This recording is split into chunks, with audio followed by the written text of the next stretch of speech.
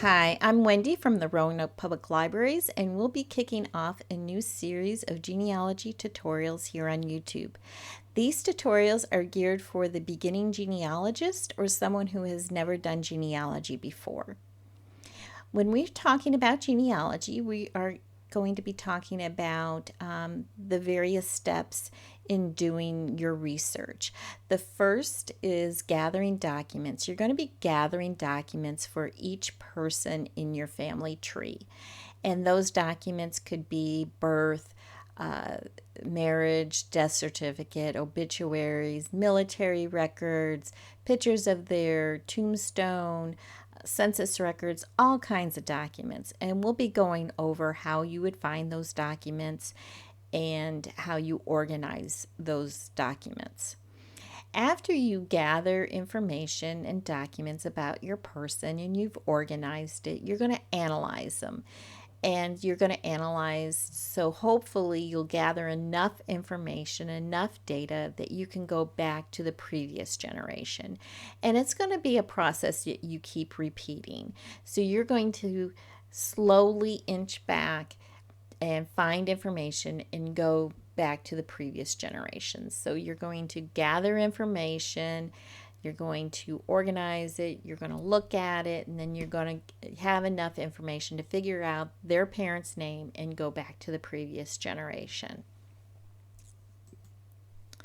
But before you do any of that, you're going to sit down and write down everything you know currently about your family, the who, what, and where of all your family members. So you want to know, you're going to write down the information about yourself, where you were born, who your parents are, if you got married, what's your spouse name, where did you get married, what's the name of your children, what's the name of your grandparents, where did they get married, information about your aunts and your uncles and your cousins, and everything that you know you're going to write down.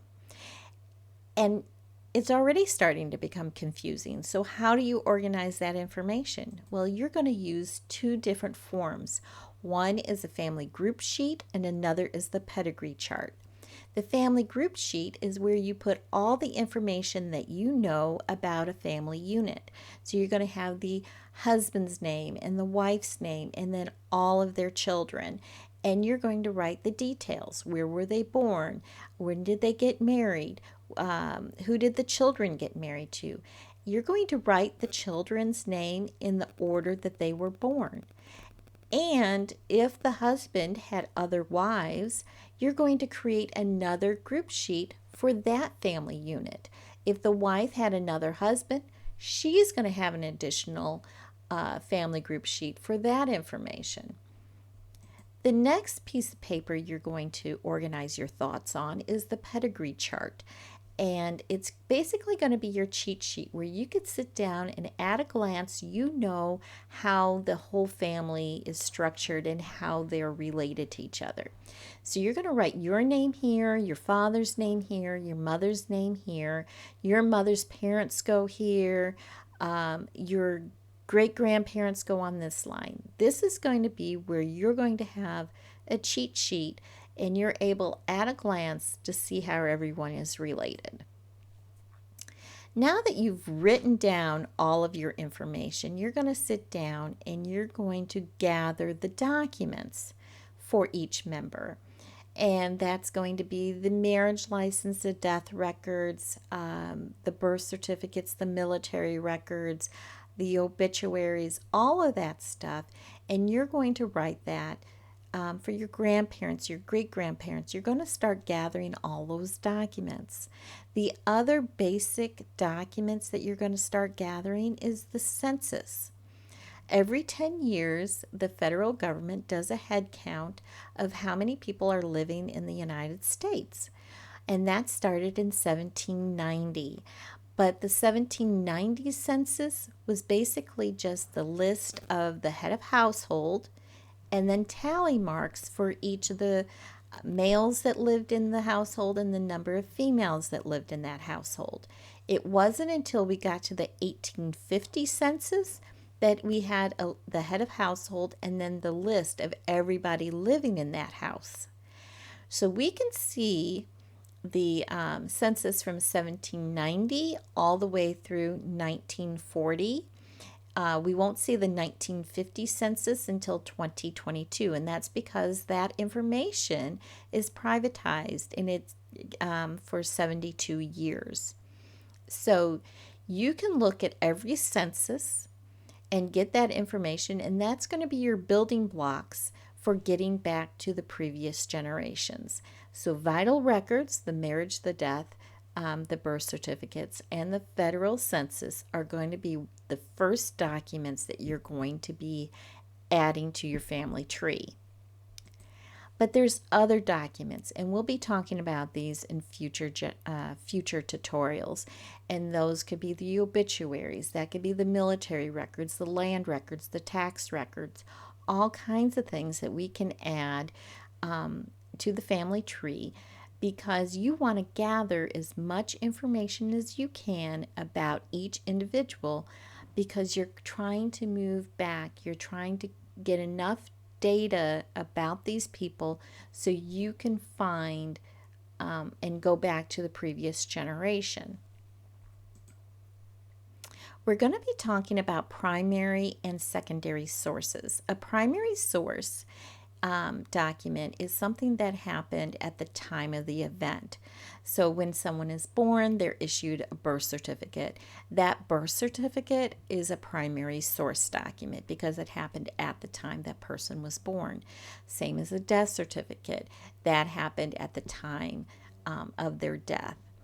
Now, a secondary source would be something like a county history book where people are relating stories of what happened to their family. Like their family moved to that county in 1840, and these were the people in the family that moved there. And so it's more or less an oral history story that they remembered growing up, and then they related it into a county history books. These are great clues to get you back further into your family tree, but this is not a primary source document, but it's a great clue. Another kind of secondary source would be an index. So say somebody wrote down all the death certificates that happened in that county between a certain group of years, and then they wrote down that information in an index that helps you points you to the original source document. I'm going to show you two examples. One is a primary source and the other one's a secondary source. So a primary source of this certificate of birth gives the child's name, the parent's name, how old the parents were whenever the child was born, and where did they live, and what did they do, what were their occupation. So it was a farmer and a housewife. The gentleman was 20 years old and his wife was 18 when this child was born. A indexed record or a secondary source would just list the name of the person that was born, where they were born, and their birth date. It doesn't give who the parents were or what they did for a living or how old the parents were whenever the birth occurred. Now, I talked earlier about how organization is going to be key, and you need to stay organized at the very, very beginning, or it's going to be very confusing very fast. So if you're just starting with you, that's one person, and then you have two parents, and then you have four grandparents, and you have 8 great grandparents, 16 great great grandparents. So by the time you get to your 10th generation, that's over 1,000 people in just your direct line. But that's not your aunts and your uncles and their spouses and the siblings of your great great grandparents. It doesn't have all of those other people. So you can see with all the documents that you're going to be gathering and all the people you're going to be researching, it can be very overwhelming. So you're going to start at the very, very beginning being organized.